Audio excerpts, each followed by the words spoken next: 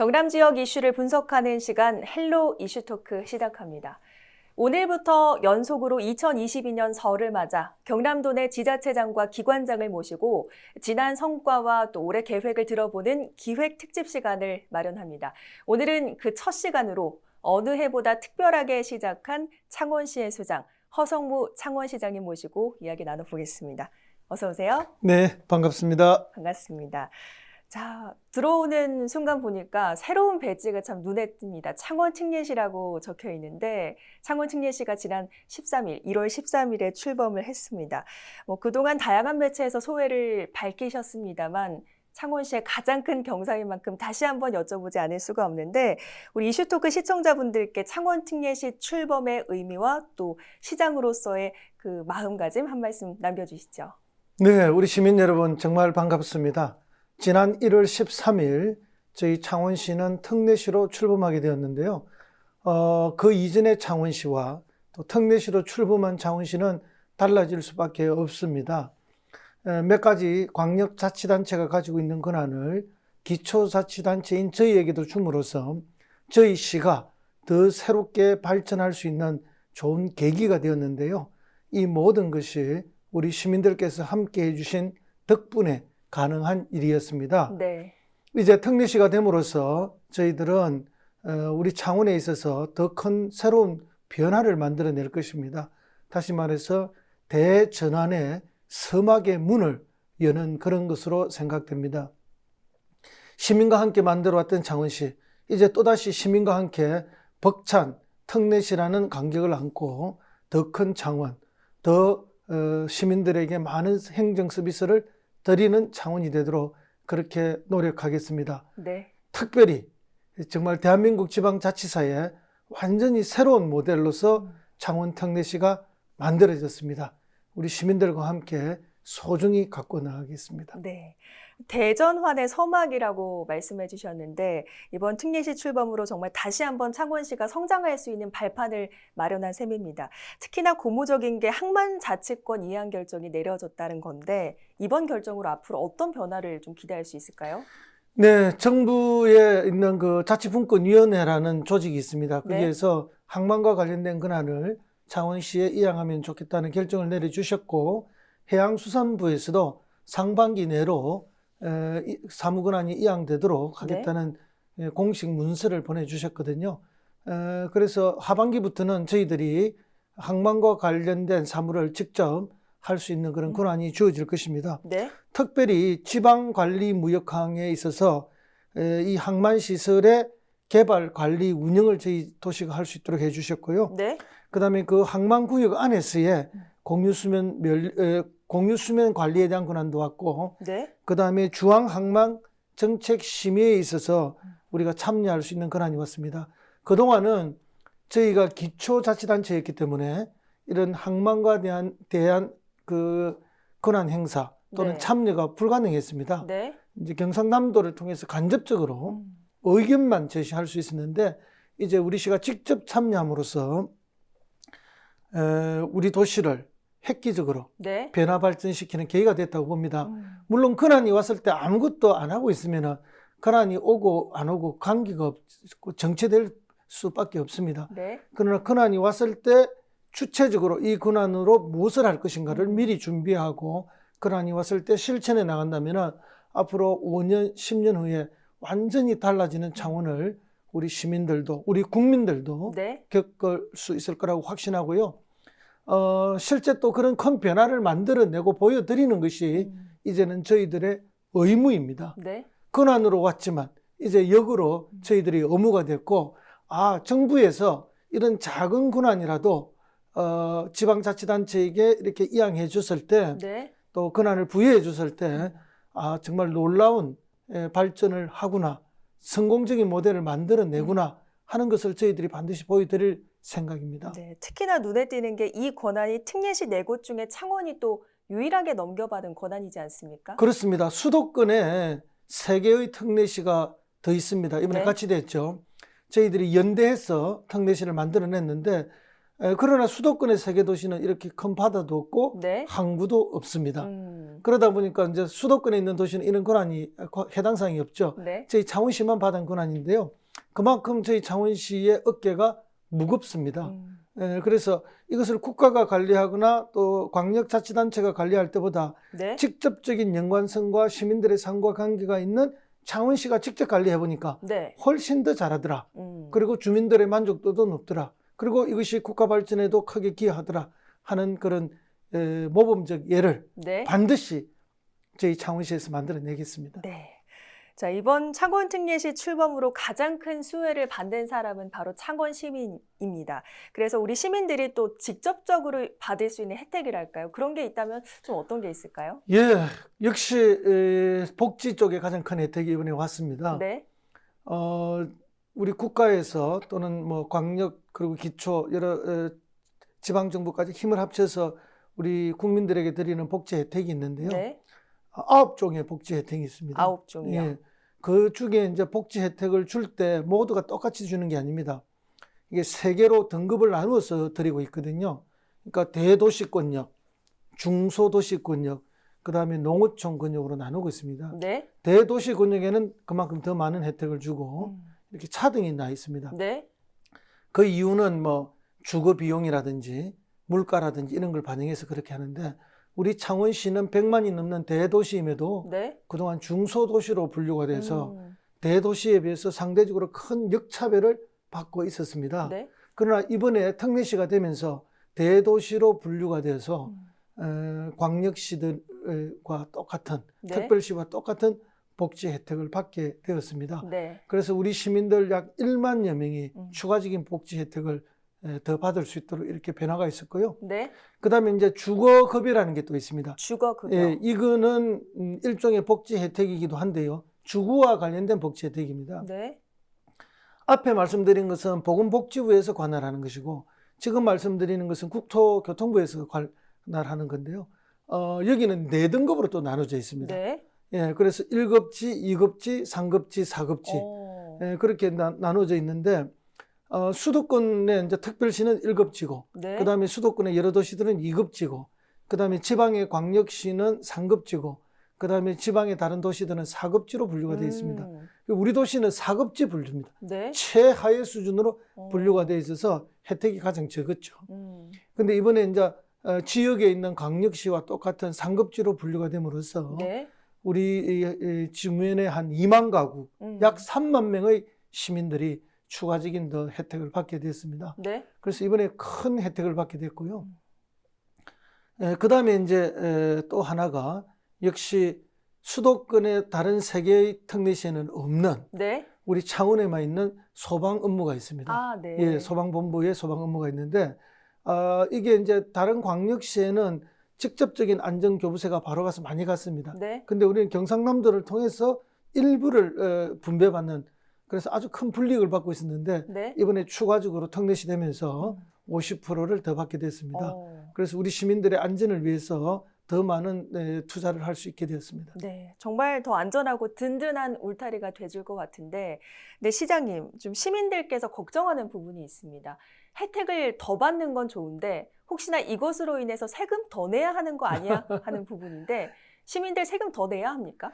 예, 한마디로 더 내는 세금은 전혀 없습니다. 전혀 없다. 예, 전혀 없고요. 세금이라는 것은 조세법률주의라 해서 법에서 내야 된다고 정해진 것만 내는 거거든요. 네. 근데 특례시가 된다고 해서 세금을 더 내야 된다 이런 법이 없습니다. 그러니까 단 한 푼의 추가적인 세금 부담도 없고요. 네. 오로지 혜택만 더 늘어났다. 예, 그것도 대부분이 국가에서 직접 예산을 추가적으로 주는 국비 혜택이 더 늘어났다 이런 말씀을 드리고요. 약간의 도비가 조금 부과되는 게 있습니다. 네. 또 저희 시비가 좀 추가되는 게 있는데 그거는 너무나 미미하고요. 거의 대부분이 다 국비입니다. 그렇군요. 그럼 창원특례시 출범을 정말 진심으로 반겨도 될 것 같네요. 그렇습니다. 예. 알겠습니다.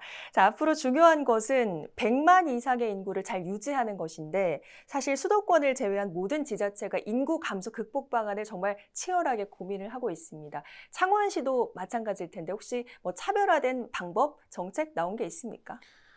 예, 참 인구 문제를 말씀드리려면 참 가슴이 무겁습니다. 방금 앵커께서 말씀하셨듯이 지방의 거의 모든 도시가 인구가 줄고 있습니다. 네. 수도권은 또 별 노력을 안 해도 지금 늘어나는 그런 안타까운 상황인데요. 그러다 보니까 사실은 이제 창원 특례시가 성공하려면은 수도권의 다른 특례시보다 몇 배의 노력을 더 해야 되는 거죠. 네.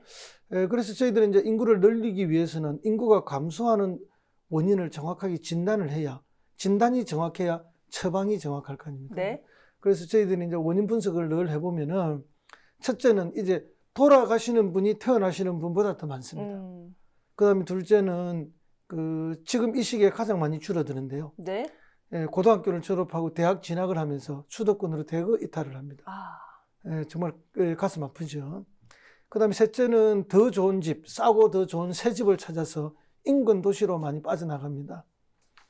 그다음에 이제 직장을 찾아서 네. 수도권으로 또 빠져나가죠. 이런 여러 가지 네 가지 주 요인이 있는데 이 네 가지 요인을 치유하면은 여기에 다시 인구가 유지가 되거나 더 늘어나지 않을까, 이제 그런 생각을 가지고 네. 각각 원인에 맞는 그런 처방을 내리고 있습니다. 네. 그래서 뭐 예를 들면 이제 주거와 관련해서는 더 많은 주택을 공급한다든지, 특별히 이제 신혼부부라든지 청년을 위해서 인센티브를 더 주는 게 있죠. 네. 예를 들면 건폐율이나 용적률이라는 게 있습니다. 근데 이제 신혼 특공, 뭐 청년 특공 이런 게 있습니다. 네. 신혼부부를 위해서 특별히 공급한다. 네. 그다음에 뭐 청년을 위해서 특별히 공급한다. 이런 게 있으면 거기에 따라서 저희들이 더 많이 지을 수 있도록 하는 그런 이제 인센티브를 드리는데, 그런 제도라든지 네. 이런 건 이제 당연히 도입하고 있고요. 그다음에 이제 청년들한테 주거 지원을 위해서 뭐 전세를 들어가게 될 때 네. 전세를 위해서 대출을 하게 되면은 그 대출의 이자의 상당 부분을 네. 저희 시가 지속적으로 지원을 오. 해준다든지, 그다음에 뭐 출산 인센티브를 준다든지 네. 뭐 이런 게 있고, 그다음에 교육을 위해서 참 이게 어려운데요. 네. 우리 지역에는 없는 게 너무 많습니다. 의과대학도 없고 한의대도 없고 치의대도 없고 법학전문대학원도 없고 뭐 없는 네. 게 너무 많아요. 네. 근데 이런 고등교육 수요를 위해서는 다른 도시로 많이 가버리거든, 청년들이요. 네. 그래서 이제 정부에 제발 우리도 이런 인구 100만이 넘는 지방도시가 우리 창원밖에 없는데 네. 이런 도시에 그런 고등교육 수요를 충족할 수 있는 교육기관을 만들어 달라는 요청을 계속 드리고 있습니다. 네. 참 어렵습니다. 우리 시민들께서 힘을 좀 모아주셔야 되고요. 특히 지금 대통령 선거 기간이라서 양당의 네. 유력 대선 후보들한테 끊임없이 이걸 공약으로 채택해달라는 요구도 하고 있습니다. 네. 그다음에 이제 마지막 남은 게, 지금은 태어나는 분 숫자보다 돌아가시는 분의 숫자가 더 많다. 네. 그러면 이 출생률을 더 높이기 위한 여러 정책을 써야 되는데 네. 참 쉽지가 않습니다. 그렇죠. 그래서 전방위적인 노력들을 기울이고 있다는 말씀을 드립니다. 한 가지 여쭙고 싶은데, 작년에 또 굉장한 이슈를 받았던 것이 있지 않습니까? 바로 결혼 드림론, 창원 드림론인데 이 부분은 어떻게 지금 추진이 되고 있습니까? 그래서 이제 돌아가시는 분의 숫자가 더 많아서, 또 청년들이 결혼을 잘 안 해서 결혼 드림론이라는 걸 통해서 결혼할 때 지원을 해서 출생 때마다 저희들이 많은 혜택을 주는 그런 프로그램을 짰는데, 너무나 많은 비판에 저희들이 직면했던 게 사실입니다. 물론 찬성하는 분도 많았지만, 네. 그래서 그 비판의 목소리를 겸허하게 저희들이 받고 또 전문가들의 의견을 들어서 결혼 드림론을 창원 드림론으로 좀 바꾸었습니다. 네. 그래서 무엇보다도 중요한 것이 생애 전 주기에 걸쳐서 아이들을 놓고 키우기 좋은 환경을 만들어 드리는 것. 그다음에 역시 주거가 가장 어렵기 때문에 네. 주거를 구하는 데 있어서 여러 가지 혜택을 드리는 이런 것으로 이제 정책을 보완을 했습니다. 그렇게 해서 지원하기로 그렇게 변화를 좀 기했다는 말씀을 드리고요. 네. 이것은 이제 워낙 많은 복지 혜택이라서 중앙정부 보건복지부와 협의를 해야 되고 동의를 받아야만 저희들이 네. 집행이 가능합니다. 그래서 저희들이 꼭 보건복지부하고 협의를 할 것이고, 네. 그 동의를 받게 되면 집행을 할 예정입니다. 그렇군요. 정말 기대가 되는데, 또 한 가지 좀 여쭤보겠습니다. 뭐 정부에서도 출생을 지원하는 그런 지원책들이 늘고 있는데, 창원에서도 뭐 특별히 내놓은 정책이 있다면 좀 소개를 해주실까요? 저희들도 뭐 사실은 특별히 준비를 한다고 많이 했지만 네. 사실은 저희들보다 더 특별한 데가 많아서 대동소이하죠. 네. 그래서 뭐 출산 장려 정책이나 또 뭐 영아를 위한 어린이집을 전국 최초로 네. 영아 전용 어린이집을 만든다든지, 그다음에 뭐 영아 수당을 드린다든지, 영아 보육 수당이죠. 뭐 이런 새로운 시스템을 여러 가지 지금 준비를 해서 네. 시행을 할 예정입니다. 네. 자, 앞으로 또 창원 특례시가 또 어떤 권한들을 받아올 수 있을 것인지에 대해서도 좀 궁금한데 여기에 대해서도 좀 말씀 남겨주실 수 있을까요? 예, 그렇습니다. 지금 그 지방자치분권위원회에서 특례시에 이런 권한을 주라고 많은 의결을 계속 하고 있습니다. 네. 그 의결을 했지만 그 의결을 했다고 해서 그것이 바로 저희들한테 권한이 오는 게 아니고요. 국회에서 법으로 통과가 돼야만 네. 그 권한이 오는데, 저희들이 국회에 자치분권법 지금 발의를 해놓고 있습니다. 이 법이 통과가 2월에 되면은 지금 대폭 권한이 올 것으로 보고 있고요. 네. 그다음에 일괄이양법이 2차 일괄이양법인데요. 며칠 전에 국무회의를 통과를 했습니다. 네. 이게 이제 국회로 넘어가면은, 국회에서 통과가 되면은, 이 두 개의 법이 통과되면은 저희들한테 많은 자치권들이 넘어오게 돼서 저희가 우리 시민들을 위해서 또 도시 발전을 위해서 훨씬 더 많은 역할을 할 수 있다는 보고의 말씀을 드리고요. 네. 사실 궁극적으로는 특별법이 생기면 제일 좋습니다. 그래서 이제 특례시를 위한 특별법이 딱 제도적으로 만들어지면 네. 그 법에 따라서 쫙 가버리기 때문에 굉장히 속도도 빨라지고 엄청난 변화가 있을 거라고 보는데 쉽지는 않습니다. 그렇겠죠. 많은 또 반대하는 분들이 계셔서요. 네. 그러나 이제 우리가 예를 들어서 보면은 제주특별자치도라든지 네. 또 세종특별자치시라든지, 그 다음에 이제 흔히 이야기하는 혁신도시, 이런 것들은 다 그런 특별한 법에 근거를 해서 하다 보니까 천지개벽이 되듯이 변화가 있었지 네. 않습니까? 그런데 이제 저희 특례시는 그런 법은 없어서, 또 저희들이 만들고 싶지만 네. 정부나 정치권이나 또 다른 쪽에 견제가 너무 많아서 아직 되지는 않는데요. 네. 궁극적으로는 그런 바람을 가지고 있습니다. 네, 아마 이 부분에 대해서 우리 창원 시민들께서도 또 많은 마음을 모아 주셔야 되지 않을까 싶습니다. 또 올해 큰 선거가 2번 치러집니다. 민선 7기 창원시정에서는 굵직한 이슈가 참 많았죠. 뭐 임기 내에 마무리되는 것도 있지만 장기적인 사안도 참 많아서, 그래서 우리 허성무 창원시장님의 재선 여부에도 많은 관심이 좀 쏠리고 있는 실정인데, 혹시 뭐 특례시 성공을 위해서 이번 지방선거 출마를 할 계획이신지요? 예, 그 초선 시장의 가장 큰 꿈은 재선입니다. 네. 예, 지난 3년 반 뭐 열심히 달려왔고요. 또 정말 혼신을 다해서 우리 시를 변화시키고 또 우리 시를 더 큰 도시, 또 특례시 만들기 위해서 애를 썼기 때문에 우리 시민들이 그에 대한 좋은 평가가 있을 거라고 저는 확신하고요. 부족한 부분들은 더 잘 해 나가겠습니다. 기회가 더 주어진다면은 네. 정말 눈에 보이고 손에 잡히는, 또 가슴에 와닿는 더 많은 성과들을 내도록 최선을 다하겠습니다. 알겠습니다. 자, 이제 2022년 설을 맞았습니다. 우리 창원 시민분들과 이슈토크 시청자분들을 위해서 새해 한 말씀 또 남겨주시죠. 예, 우리 시민 여러분, 이제 설을 곧 맞이하게 되었는데요.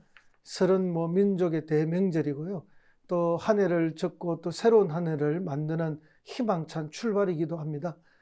그와 마찬가지로 우리 창원 특례시도 큰 희망을 안고 우리 시민들의 그 소망들을 다 성취하는 그런 역할을 하는 도시가 되도록 최선을 다하겠습니다. 우리 시민들께서도 설에 큰 복 받으시고 내내 건강하시고 정말 무탈한 그런 좋은 한 해가 되시길 바랍니다.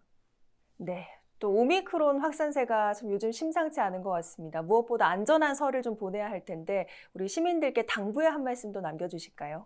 그렇습니다. 저희들이 2년째 지금 코로나19 때문에 큰 고통을 겪고 있는데요. 오미크론은 델타보다도 몇 배가 더 빠르게 전파가 돼서 저희들이 가지고 있는 지금의 방역 시스템이나 역학조사 시스템으로는 도저히 따라갈 수가 없는 게 사실입니다. 네.